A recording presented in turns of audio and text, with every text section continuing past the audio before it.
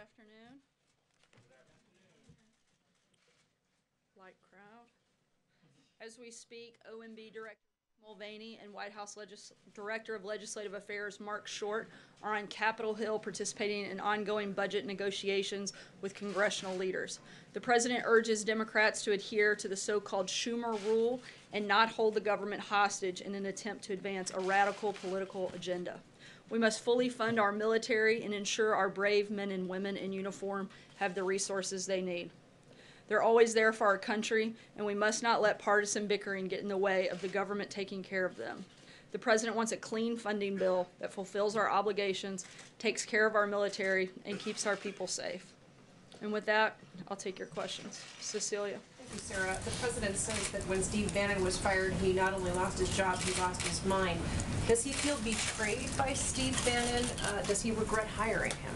I think the president's statement is extremely clear what his position on Mr. Bannon is. It was pretty lengthy and pretty detailed, and there's not really much to clarify or to add. But is there regret then? I mean, he says a lot in this book, and they did have a long and close working relationship. So is there a sense of betrayal?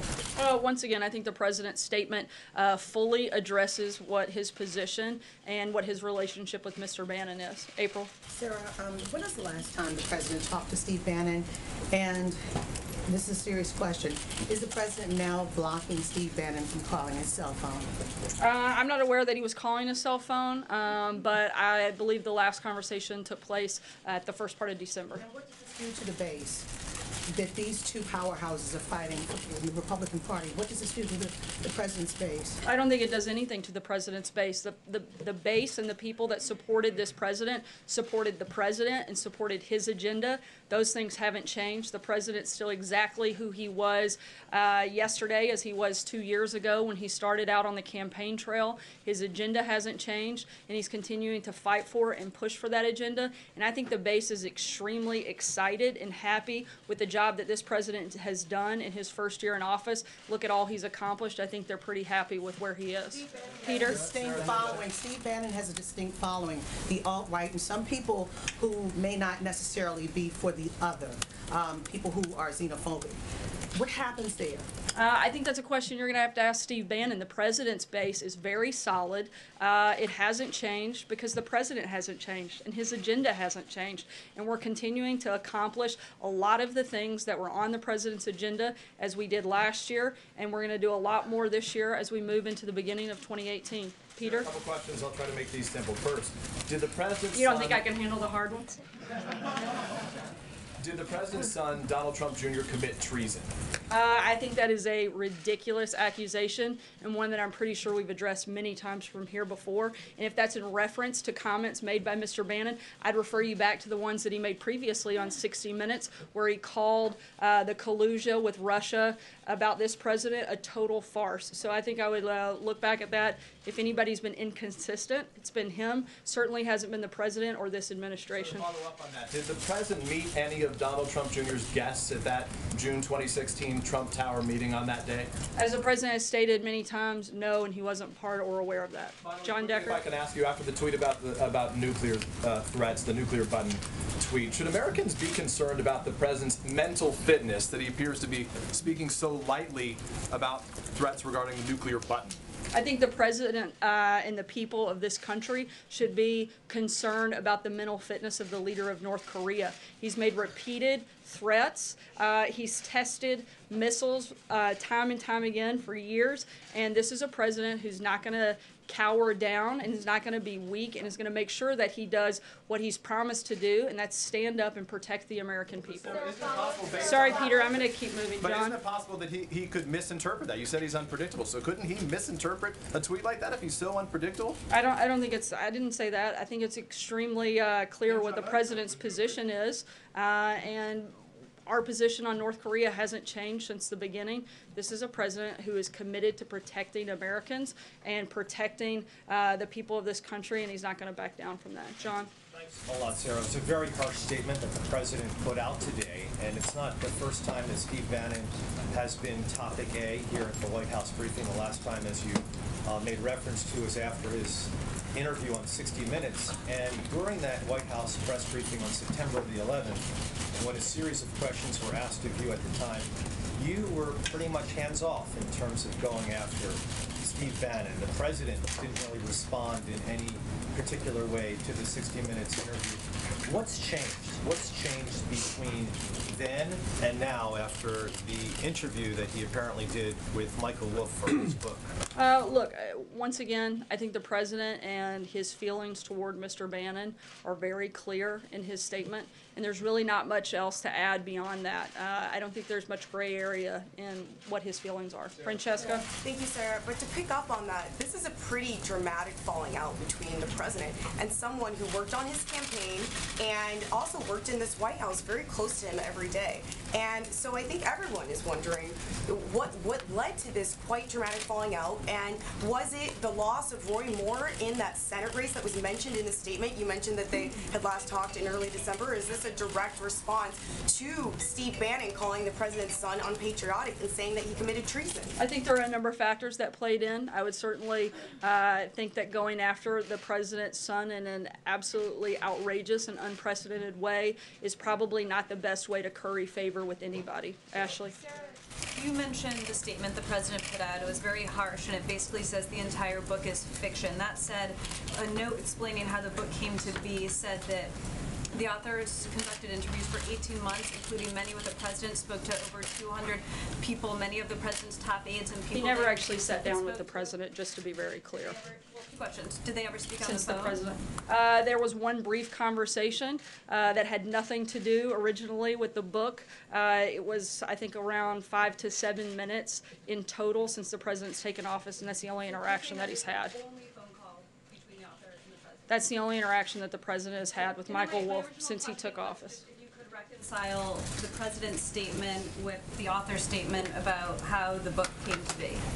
I'm not sure what the author's statement is on how the book came to be. I know that the book is has a lot of things so far of what we've seen that are completely untrue. You have many people that have quotes that are sourced to them that are now coming out publicly and saying that those things are not true. And so I can't speak to what the author's comments were. I can only speak for the White House. Darlene? Does the White House have a copy of the book now? I believe there may be some individuals that do. Jim? Sarah, the president's statement suggests that Steve Bannon had very little influence in the White House, but the president himself elevated him to the same level as the chief of staff and put him on the National Security Council. How do you reconcile that? I wouldn't say that he elevated him to the same level of the chief of staff, and I think that in the actions that Steve took, the president was clear that it didn't have a lot of influence on him or the decision-making process throughout his time here at the White House. Margaret? Can you clarify, because many of us here have seen Michael Wolff at the White House on multiple occasions. We've seen him firsthand, so we know he was here. Who gave him access to the White House? What was he here for? Can you explain any of that, since we don't have access to the logs? Yeah, so far, from what I can tell of the roughly just over a dozen interactions that he had with officials at the White House, I think close to 95% were all done so at the request of Mr. Bannon. So the compliance really, you would just say, came from Steve Bannon. Other White House officials were not working with him and helping to share information? Any that did so far as we can tell, did so at the request of Mr. Bannon. Deborah? The president tweeted that he'll be announcing the most dishonest and corrupt media award of the year Monday at 5 p.m. Can we get some details on that? Where will he say it? Will it be televised? How many awards will he present? Will there be an any audience? other judges? I certainly don't want to spoil anything, but my guess is that there are quite a few individuals that could be up for those awards, and beyond that, I think we'll have to see what happens on Monday. Will the press corps be there? Will the press corps be in the room for that? We'll certainly keep you posted. It might be hard for him to present trophies if you guys aren't there, but I don't know. We'll have to wait and see what happens on Monday. Justin? I have two policy ones. The first one is there was some controversy over the weekend about a letter from the Department of Transportation suggesting that the administration doesn't support this split federal-state framework for the Gateway Rail Tunnel connecting New York and New Jersey. Since it's Infrastructure Week, I'm wondering if the president, Is it infrastructure? yeah, When isn't it? in principle supports at least a 50-50 split on that, and if not, what's changed from when he met with the bipartisan New York delegation earlier last year? We don't have any new policy announcements on that front at this point, but as we get further into the year and further into the conversations on infrastructure, we'll be rolling out more details on what we want to do, what we hope to accomplish, and what the plan is to do that. And then you got some questions yesterday about the sort of shorter list of demands on immigration. I'm wondering if that's something that Mick Mulvaney and Short brought up to Capitol Hill today as part of those discussions. It's possible that it comes up. We're certainly open to having conversations on that. The conversation today, the primary focus is on the budget. Once again, we'd like a clean budget bill, and so that's not what our focus is going into today's meeting, but our priorities on what we would hope to have in any immigration bill and any DACA deal haven't changed. They would include securing the border with a wall, ensuring interior enforcement, eliminating the visa lottery program, and ending chain migration. All those things are still the same. Stephen? You nailed down some of the data points with respect to Steve Bannon. You said that the last time the president spoke with him was in the early part of December. Was that before or after the special election in Alabama? I'd have to look at back at the exact date and circle back. Take us through the drafting of the statement the president issued today. It's rather lengthy. Did he write it in his own hand? Did he dictate it? Look, these are the president's words. I think they're very clear, and there's not much to add beyond that. And Kevin? one more thing. It's been reported that he was furious when these reports first came out about what Bannon was quoted as saying. Is that an accurate depiction? I think furious, disgusted would probably certainly fit when you make such outrageous claims and completely false claims against the president, his administration, and his family. Kevin? Sarah, thanks. I wanted to ask you personally, and I know you speak on behalf of the president, on behalf of the American people, how surprised were you at what you read, these excerpts attributed to Mr. Bannon? Did that surprise you in any way, and if so, how? Certainly surprising. I, for one, was somebody who very much believed that the president could and would win. Otherwise, I wouldn't have dedicated so much time to that. But not only that, I worked in the White House since the very first day, and a lot of the characterization that I saw that he was pushing out was the opposite of what I saw take place every day that I've been here. Can I follow very quickly on North Korea? There's been some folks in town who've said, listen, it doesn't help. Despite the idea being we're going to be forceful, we're going to push back, some have said it doesn't help when the tweets come out the way they do. And yet we know that the president's made it clear, I am who I am, I'm going to tweet the way I want to tweet. Has there been any consideration that tweets like the one on North Korea actually don't advance the agenda, meaning working with other partners in the region? I think what didn't help was the complacency and the silence of the previous administration. This is a president who leads through strength, and he's going to do that, and he's going to focus on everything that he can do in order to keep Americans safe, and he's not going to be pushed around by the leader of North Korea. Our policy with North Korea has not changed. We're fully committed to continuing to apply maximum pressure and working with all of our partners in the region, including South Korea, who we have a better relationship now than ever before. We're going to keep working with them and keep pushing forward, and hopefully North Korea will start making better decisions. Kristen? Sarah, thank you. You just said that people should question the mental fitness of Kim Jong-un. So then isn't it dangerous for the president to be taunting him on Twitter? I don't think that it's taunting to stand up for the people of this country. I think what's dangerous is to ignore the continued threats. If the previous administration had done anything and dealt with North Korea, dealt with Iran, instead of sitting by and doing nothing, we wouldn't have to clean up their mess now. You acknowledge it's a Mara, taunting sorry, I tweet. did call him Sarah, her. it's a taunting tweet to say that he has a larger nuclear button. I think it's than just a Jong-un. fact. What does it? Just one more. What does it say about the president's priorities that he unleashed a 4-paragraph statement about Steve Bannon and one tweet on North Korea? The president has issued a number of statements, as have I, as have the administration, Ambassador Haley, Secretary of State, Jim Mattis, Secretary of Defense have all talked extensively about North Korea. To try to limit it down to one tweet is just disingenuous. The president knows there is no actual one nuclear, but you're saying it is actually bigger. But the reality is The it's a president's complex very process. well aware of how the process works and what the capacity of the United States is, and I can tell you that it's greater than that of North Korea. Mara. Two foreign policy questions. One, yesterday you said there'd be more details on Pakistan in the next 24 to 48 hours.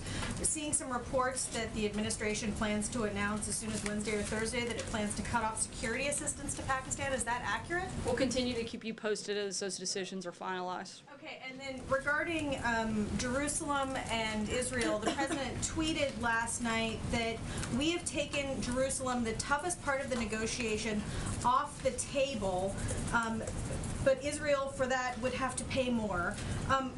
First, taking it off the table, when the president announced that Jerusalem was the capital of Israel, the administration policy was stated as that the borders were not being decided. This doesn't affect negotiations. This tweet seems to contradict that. I don't think so. It doesn't affect the negotiations. We still want to continue to have conversations and continue the peace process. We're still very much committed to that and hope we can continue to push forward in that point. And what is this pay more thing? I'm sorry? He said that Israel would have had to pay more. I'd have to check on the details of that. I'm not sure, Tamara. Jordan? Thanks, Sarah. In light of this book and the back and forth over how much access Michael Wolff had to the White House, will the White House reconsider its decision to block public release of visitor logs? Will you release the visitor logs to the public? I don't anticipate any changes to that policy at this point, but if it happens, I'll certainly make sure you guys are aware. John? Yeah, thank you, Sarah. Two questions. First, during the campaign, the president said repeatedly entitlements were off the table and he would preserve Social Security, Medicare, Medicaid, Medicare Part D as they were. Now, with the passage of the tax reform legislation and the recent statements of House Speaker Paul Ryan that entitlements should be considered in the budget, has the president changed his position from the campaign? The president hasn't changed his position at this point. Again, as conversations go on, if that does change, we'll let you know. Trey? My other question. Sorry. Yeah. Is it safe to say Steve Bannon is off the list of social invitations for the White House? Probably so. Trey? Questions Since on those are Steve. controlled by the First Lady, I think her statement's pretty clear on her position as well. Trey? A couple questions on Steve Bannon and one on North Korea. How would you describe Steve Bannon's role in the White House when he was serving in this administration? I think the president addressed what he feels it was, and to me that's the most important voice in this process, and he's spoken very clearly on that front. Could follow up, is the president looking for an apology from Steve Bannon? What is he looking for in the future from Steve Bannon? I don't think anything. If I could follow up on North Korea. Discussing earlier the idea that Kim Jong-un would be the one who is mentally ill, is the president concerned that tweeting about nuclear war could cause someone like Kim Jong-un to act with military force? Again, I've addressed this. I think the president is concerned about the continued threats that this individual has made towards the United States and others, and he's not going to allow him to continue doing that without saying something and standing up for the people of the country. Nita? First, three former DHS secretaries have said that the deadline for DACA really is this month, that there's not enough time to put a new program in place by March if it's not done this month. Do you all agree with that? I mean, does that make you, feel like you have to get this done sooner? I know there's been some talk here about not worrying about it until March. We'd like to get something done, but again, we want to make sure that we have complete and responsible immigration reform, and we're not just dealing with one piece of it, and we've laid out what our priorities are and what it would take for us to make a deal on that. And we look forward to having those conversations and getting that done. Does it have to be Done this month, though? I'm sorry? Does it have to be done this month, as they're saying? I don't know that it necessarily has to be done this month. Look, we'd like to make a deal on securing funding for the border wall, as well as ending chain migration, ending the visa lottery program, interior enforcement. So we'd like to do that right away. So if the Democrats are willing to sit down and make that deal, I think we'd be happy to get that done by the end of the month. Andrew? I said I had a second question. Sorry, okay, we'll I do said a I had quick a one second here. question, a very quick one, which is I just don't understand the timing of something. Steve Bannon left in the summer, late summer. If the president says he lost his mind when he left, why did he continue to talk to him for so many months? Look, the president continued to have conversations with him, often asked for by Mr. Bannon. The president spoke with him, but that doesn't mean that he can't hold that position.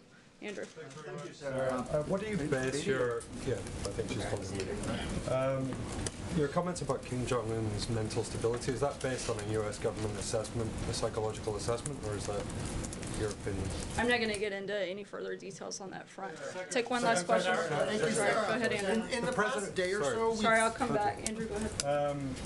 The president enjoyed a slight bump in popularity when he was down in Florida golfing. I'm sure you saw this. Is it possible that Americans like him more when he's out of the news and not tweeting? I think Americans like the fact that he got the largest tax cut in history done. I think they like the fact that they're going to see a lot more of their paycheck. I think they like the fact that American companies are investing back in this country and not other ones. I think they like the fact that American companies are now giving out massive bonuses across the board. We're seeing every single day more and more companies announce decisions like that. I think that's what most Americans certainly were very happy about, particularly as they went into the holiday season and they had a little bit more money to consider spending as they celebrated Christmas with their family. Take one last question. Hunter, go ahead. In the past day or so, we've seen President Trump attack the press, the Justice Department, and now his former ally, Steve Bannon. By attacking critics and key institutions in our democracy, isn't the president engaging in authoritarian behavior? Not at all. The president's simply responding often to news of the day. I think if the president can't respond aggressively to an individual like the leader of North Korea that continues to threaten Americans, then that's a dangerous place that we don't want to go down. You and the president call for Sorry, go critics ahead. to be fired from their jobs. That's not the president of North Korea. I'm sorry, I couldn't hear the first part of your question. We've seen both you and the president call for critics to be fired from their jobs. I don't think it's necessarily critics. We're certainly happy for people that have different opinions, but there's a difference between different opinions and different facts, and people are entitled to an opinion, but they're not entitled to their own facts, and we have a big problem with people putting out misleading information. Those are very different things. Thanks so much, guys. Does the president think Steve Bannon is crazy?